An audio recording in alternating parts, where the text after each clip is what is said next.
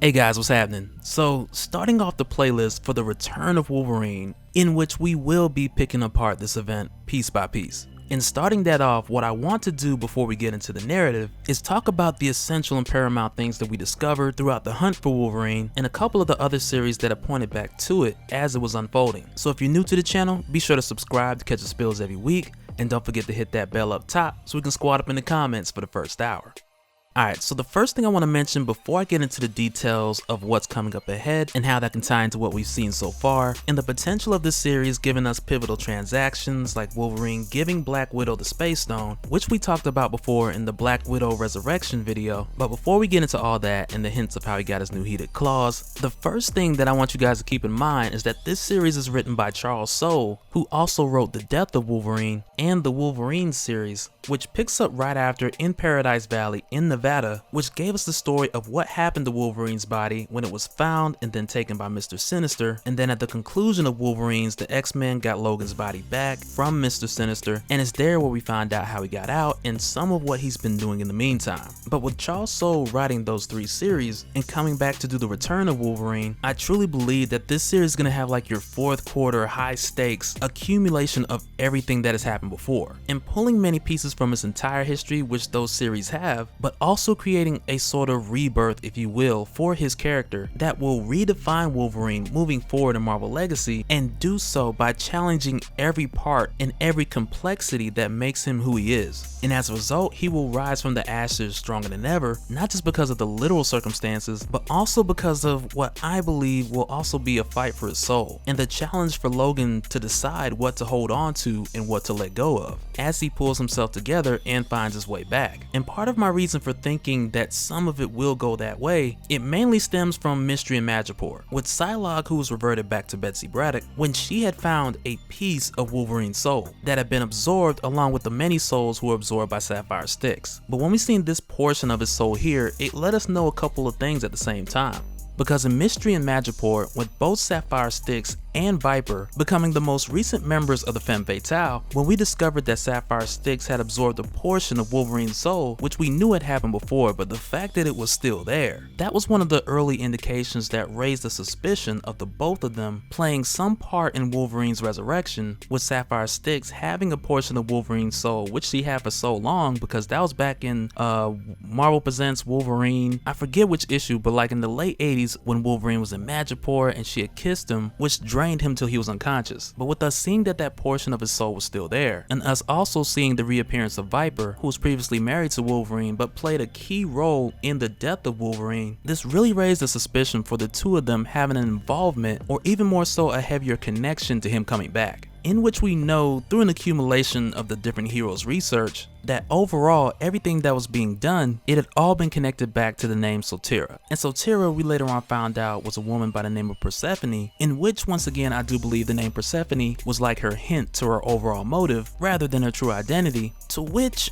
I've been doing a bit more digging, and I think we may have got the answer in recent issues of Deadpool Assassin. Because with everything going on in Deadpool Assassin, it really feels like it's Threnody. And I say that because after reading the conclusion for the hunt for Wolverine, and not necessarily looking into the identity of Persephone right away, but when I went back and started to read this issue, or better yet picking up from where I left off, I started thinking about some of the things that her character said, and how they line up so well with Persephone's words and motivations. And so now Threnody, whose real name is Melody Jacobs, her past runs very similar to the words of Persephone, with her saying that she's in a huge debt to the X-Men and the heroes for saving the world so many times over, and a lot of that ties to her powers, which were out of control when they first found her, in which we find out once her powers were activated that she feeds off of the energy of the dead, and as a result she's able to use that necroplasmic energy and either revive others, create zombies, or even just convert that energy into like a necroplasmic blast. But another thing that brings her character so close to the different things that we've seen throughout these series,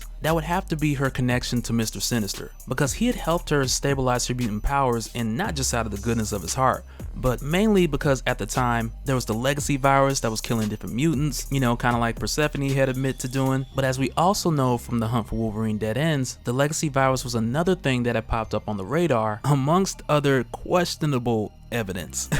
but also with Mr. Sinister using Threnody by knowing that she would be able to get close to her love interest in his previous creation, Nate Gray, by using the devices Sinister placed on her face in order to analyze and study Nate, and with her also being a prisoner of Sinister's for some time, with her choosing to go but not necessarily being allowed to leave. But with her having that history with Sinister, I believe that will come around and explain how she found his location, which she needed to get all of his research, which she needed to find all the potential mutants, and create her hit list for who specifically she needed to kill. And a lot of that research she may have very well helped him accumulate, with Sinister mentioning that he needed her at the time to be a bloodhound of sorts to track down the different mutants who were dying of the legacy virus. But the biggest part, and what I believe to be the biggest motivation for Threnody, is what we see in Deadpool Assassin that picks up with her character sometime after the last time we had seen her with Nate Gray, which at the time she was pregnant. And it's possible that it's Nate's kid, but I have my doubts. But when we see her in Deadpool Assassin and she pops back up with the Assassin Guild and she starts to tag along with Deadpool, we find out that she was doing this to absorb the energy from the people killed around Deadpool in order to take that energy and feed her child. And I believe that's her ultimate motivation in finding all of these potential younger targets from the information she received from Sinister's database, because in order for her child to survive, she realized that it actually needs new life as opposed to just energy from the dead. And when I tell you guys, this is one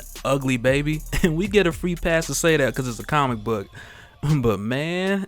that's an ugly child. But with Threnody planning to use the late Weasel's wife by taking the life energy from her unborn child to save the life of her own child, Deadpool goes to stop her because he's known her for some time and he knows that this isn't her character. Even with how dark her powers may be, and she has killed before, and even then that was only in her defense, but in this case it's like, these are children, it's messed up. And speaking of messed up, Deadpool kind of goes into like your Deadpool 2 post-credit, and I'm talking about the director's cut, because when Bloodscream comes back after Deadpool, and Bloodscream looks more like he would be the father, but when he comes back after Deadpool, Threnody continues to drain the life out of Weasel's wife's unborn child, and because Wade had no time to react, he just throws a sword into the little crib. And man, when I tell you, this is like one of the craziest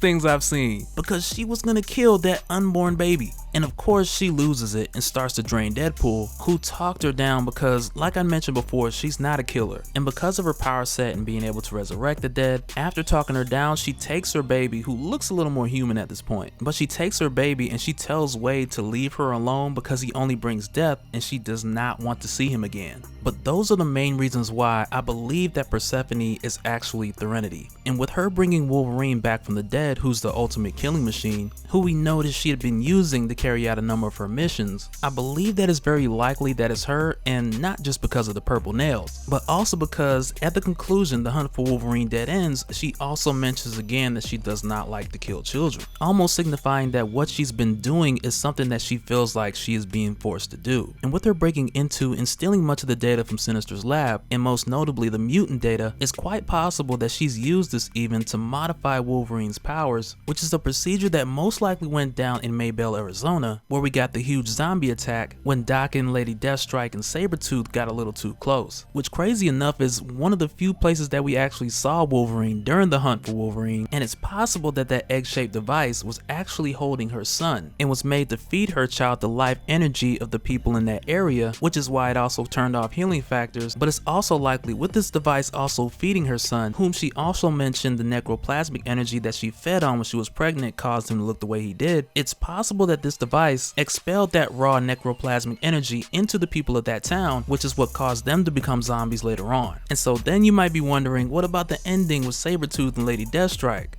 Alright, so I believe that when they opened the egg or tried to break the device, they found a baby inside. And this is why when we find out that they weren't killed and we see them getting the heck out of Dodge, this is why Yurigo's in the back seat, because she's sitting there with this mysterious baby, which is likely a toddler by this time, which once again looks normal because it's been fed the life energy of all these people.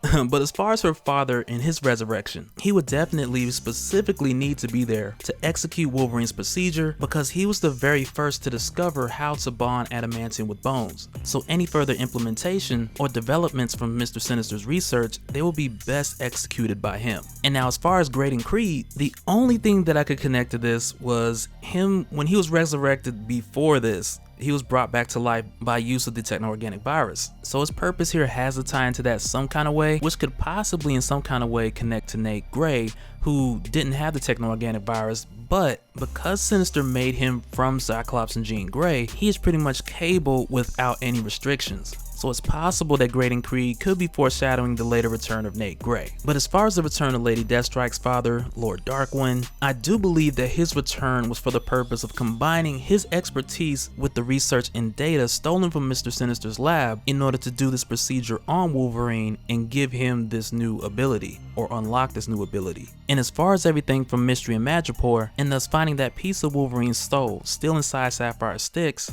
that will eventually see that that sliver of his soul is what's fighting and connecting with other pieces of Wolverine, more so to illustrate the inner struggle of him coming back. And we're likely to see that piece of him merge with other memories and grow and develop until he's back 100%. But yeah, man, that's mainly my thoughts of how things are going to come together. Also, when he sees that Persephone has Daken, that could also bring some things back, especially with how we saw Logan open up when Frankencastle almost killed Daken, and Logan was like, yeah, I get it, but he's my son and he's all that I got. But as the last couple things, I do gotta say, I believe at some point we'll see this Wolverine go up against the X-Men, and possibly all of them, your gold, red, your blue team, everybody coming together, and Jean attempting to find a way to bring back his mind by trying to reach inside and bring back some of the older memories. Then all of a sudden she transfers the Phoenix Force into him. Nah, I'm joking, but we do know eventually the Phoenix Force is gonna make its way over to him somehow, some way. And for that reason, I think it would be interesting to see at least some of those seeds planted that would explain that Wolverine that we had seen in the distant future. And this will let us know if the claws have the connection to the Phoenix Force, or a connection to some shaman tigers. Is it connected to the spirits of vengeance? Like, at this point, there really is no telling where the mystical side of it could go. But aside from that, and talking about more of the stuff that we know will eventually pop up with Wolverine, and that will be the story of how he got the Space Stone, which for all we know, this could be a whole nother event in itself. But we do know from what we learned from Black Widow after she returned from the dead, air quotes, that a Logan who was on the run left it with her by hiding it in her toilet, because he knew that he could trust her with it. And we may or may not see that in the return of Wolverine, but it is possible that Persephone was using this in conjunction with her holograms, for example, to extend her reach in controlling the dead. But either way, that'll do it for this one, guys. Let me know your thoughts and theories down in the comments, and what I'll do later on when we start to talk more about the series and we find out how more of this stuff really connects and unfolds. If you guys have any creative theories that end up happening, I'll just take a screenshot of your comment and just put it up in the video. And those will just be comments from this video. I may go back and look at some of the comments from the older videos when we talked about the hunt for Wolverine, but I'll mainly be looking in the comment section of this video. And for you guys that's been rocking with me for a minute, you already know that first hour is when I read most of the comments, and those who got that notification bell rung, you guys will be more likely to have your theories posted in one of the upcoming videos. But like I said, that'll do it for this one, and I'll catch you guys on the next one. Alright, later.